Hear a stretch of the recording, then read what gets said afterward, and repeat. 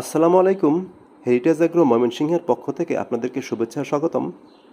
আজকে আমরা জানব মুরগির বাচ্চার খুব গুরুত্বপূর্ণ একটি টপিক। সেটা হলো আপনার মুরগির বাচ্চা কি অসুস্থ নাকি সুস্থ, অর্থাৎ কি কি লক্ষণ দেখে আপনি নিজেই বুঝতে পারবেন যে আপনার মুরগির বাচ্চাটি অসুস্থ। আপনার মুরগির বাচ্চা যেন অসুস্থ না হয় তার প্রয়োজনীয় টিপস, আর অসুস্থ হয়ে গেলে কি কি ব্যবস্থা নেবেন তার বিস্তারিত আলোচনা থাকবে। আশা করি পুরো ভিডিওতে আপনারা সাথেই থাকবেন। আপনার মুরগির বাচ্চা অসুস্থ কিনা এবং তার মধ্যে কোনো রোগের লক্ষণ আছে কিনা, এই বিষয়গুলো সহজে খেয়াল করলেই আপনি বুঝতে পারবেন যে আপনার বাচ্চার মধ্যে অসুস্থতা ভাব আছে কিনা। বাচ্চা অলস ভাব থাকবে, বাচ্চা দাঁড়িয়ে থাকবে, নড়াচড়া কম করবে, সবার থেকে আলাদা থাকবে, বাচ্চার চোখে ঘুম ঘুম ভাব থাকবে বা চোখ বুজে থাকতে পারে, খাওয়া দাওয়া কম করবে, খাওয়া দাওয়ার ইচ্ছা কম থাকবে, তাই সে দুর্বল থাকবে। যেহেতু সে খাবার কম খাবে তাই তার ওজনও কম থাকবে, বাট দেখতে ফোলা ফোলা দেখা যাবে। বাচ্চাকে ধরলে হাতের মধ্যে শক্তি কম করবে, বাচ্চার পায়ে অস্থির ভাব বা পা বাঁকা বা স্প্রেডের লেগ থাকতে পারে। অন্যান্য বাচ্চার তুলনায় এই বাচ্চাটির বৃদ্ধি কম হবে বা বৃদ্ধি একেবারেই হবে না। সবার থেকে সে ছোট থাকবে, তাই তাকে সহজেই আলাদা করা যাবে। তার ডানা ঝুলা থাকতে পারে। বাচ্চার মধ্যে ঠান্ডা লাগা বা ইনফেকশাস ব্রঙ্কাইটিসের ভাব থাকতে পারে। এক্ষেত্রে তার কাশি, সর্দি, শ্বাসনালীতে অসুবিধা হতে পারে। ব্রুডিং করার সময় বাচ্চার মধ্যে ব্রুডার নিউমোনিয়ার লক্ষণ থাকতে পারে। এক্ষেত্রে বাচ্চা উপরের দিকে হা করে গলা টান টান করে নিঃশ্বাস নেয়, নিঃশ্বাসে অনেক সময় গড়গড় শব্দ হতে পারে। বাচ্চার পেস্টেড ভেন বা মলদ্বারের সাথে ক্রাস্টেড হয়ে মল লেপ্টে থাকতে পারে বা শক্ত হয়ে লেগে থাকতে পারে এবং বাচ্চাটি একসময় মল ত্যাগ করতে পারে না ও মারা যায়। বাচ্চার নাভি ব্যাকটেরিয়া দ্বারা সংক্রমণ থাকতে পারে। বাচ্চার মধ্যে কক্সিডিওসিস বা পরজীবী দ্বারা আক্রান্ত বা আমাশয়ের ভাব থাকতে পারে। সেক্ষেত্রে ডায়রিয়া, রক্ত আমাশয়, পায়খানার সাথে ফেনা বা শ্লেষ্মা বের হওয়া, ত্বকের রং ফ্যাকাশে হয়ে যেতে পারে। বাচ্চার পা বা ডানা ভাঙ্গা অবস্থায় থাকতে পারে। বাচ্চার গাম্বুরো, রানীক্ষেত ও মারেক্স রোগের লক্ষণ থাকতে পারে। বাচ্চার এই সমস্যাগুলো সমাধানের উপায়: বাচ্চার প্রথম খাবার হিসেবে ইলেকট্রোলাইট ও প্রোবায়োটিক দিতে হবে।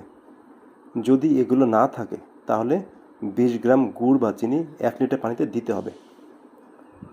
ব্রুডিং ঠিকমতো হচ্ছে কিনা সেটা খেয়াল করতে হবে। এক্ষেত্রে প্রথম সপ্তাহের জন্য অবশ্যই 35 ডিগ্রি সেলসিয়াস তাপমাত্রা মেনটেন করতে হবে। তা না হলে বাচ্চা ব্রুডার নিউমোনিয়া হয়ে যাবে এবং বাচ্চা দুর্বল হয়ে যাবে। ব্রুডিংয়ের সঠিক ওষুধগুলো আমার পূর্বের বাচ্চা ব্রুডিংয়ের ভিডিও দেখে সঠিকভাবে করে নেবেন। আর যদি ব্রুডার নিউমোনিয়া হয়ে যায় সেক্ষেত্রে 5 গ্রাম তুতে 1 লিটার পানিতে দিয়ে স্প্রে করতে হবে, আর 1 গ্রাম তুতে 2 থেকে 3 লিটার পানিতে মিশিয়ে সকালবেলা 3 থেকে 4 ঘন্টার পানিতে দিতে হবে খাওয়ার জন্য। পাশাপাশি দুপুরে টক্সিন ব্যান্ডেজ দিতে হবে, সাথে লাইসোবিট দিতে হবে। আর এতেও যদি ঠিক না হয় সেক্ষেত্রে অ্যান্টিবায়োটিক ফ্লোরফেনিকল দিতে হবে 3 থেকে 5 দিন। ব্রুডিংয়ে যেন কোনো বাচ্চা ধকলে না পারে বা ধকলে পড়লেও সহজ যেন ধকল কাটিয়ে উঠতে পারে, এর জন্য ইমিউন বুস্টার দিতে হবে। বাজারে অনেক ইমিউন বুস্টার পাওয়া যায়, তার মধ্যে লাইসোভিট, মোরাপ্লাস, ভিটামিন সি প্রথম দিন থেকেই 20 দিন পর্যন্ত একদিন পরপরই বা প্রতিদিনই একবার করে হলেও দিতে হবে। ব্রুডিংয়ে যদি কোনো বাচ্চা অসুস্থ হয়ে যায় তাহলে তাকে আলাদা করে ট্রিটমেন্ট দিতে হবে। ব্রুডিংয়ে পর্যাপ্ত পুষ্টিকর খাবার দিতে হবে। একটি সমীক্ষায় দেখা গেছে যে স্টার্টার খাবারের সাথে দই মিশিয়ে দিলে খাবারটি একটু নরম হয়। এক্ষেত্রে দুর্বল বাচ্চাগুলো এই খাবারটি খেয়ে তাড়াতাড়ি সবল হতে পারে। আর ব্রুডিংয়ে 2 ঘন্টা পর পর খাবার ও পানি দিতে হবে। ব্রুডিংয়ে বাচ্চা প্যারালাইসিস হতে পারে, সেক্ষেত্রে দ্বিতীয় দিন হতে থায়াবিন, মানুষের নিউরোবি, ভিটাবিউন, নিওবিউন একটা নির্দিষ্ট ওষুধ দিতে হবে। পাশাপাশি জিঙ্ক দিতে হবে। পেস্টেড ভেন্ট বা বাচ্চার পিছনে মল আটকে গেলে সাধারণত দূর থেকে পরিবহনের কারণেই এটা হয়।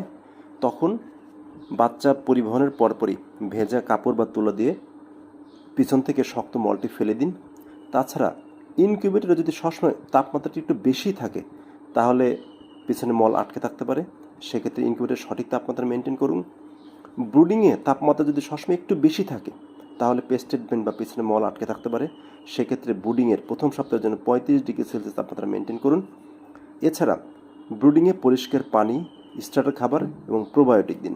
তাছাড়া ব্রুডিংয়ের বাচ্চারা যেন ঠান্ডা না লাগে এজন্য প্রাকৃতিক ওষুধ যেমন রসুন, আদা, তুলসী পাতা, কাঁচা হলুদ একটা নির্দিষ্ট ডোজে প্রতিদিন সকালবেলা মুরগির বাচ্চাকে একবার করে দেওয়া যেতে পারে। তাছাড়া মুরগির বাচ্চা বয়সে মারেক্স, রানীক্ষেত এবং গাম্ভীর্য ভ্যাকসিন করতে হয়। আবার বাচ্চা বয়সে মুরগি ঠান্ডা লাগে বা ইনফেকশাস ব্রঙ্কাইটিস হয়, তাই রানীক্ষেতের ভ্যাকসিনের সাথে অর্থাৎ 5 দিন বয়সে IBND অর্থাৎ রানীক্ষেত এবং ইনফেকশাস ব্রঙ্কাইটিস বা ঠান্ডার ভ্যাকসিন একসাথে করে দেওয়াটাই ভালো। আর 7 থেকে 8 দিন বয়সে গাম্ভীর্য ভ্যাকসিন করতে হবে। গাম্ভীর্যর বুস্টার ডোজ 17 থেকে 18 দিন বয়সে একবার, রানীক্ষেতের বুস্টার ডোজ 21-22 দিন বয়সে দিয়ে দিতে হবে। চেষ্টা করলাম মুরগির বাচ্চার অসুস্থ হওয়ার কারণ, লক্ষণ এবং প্রতিকারগুলো।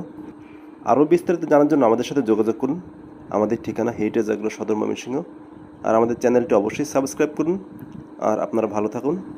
আসসালামু আলাইকুম।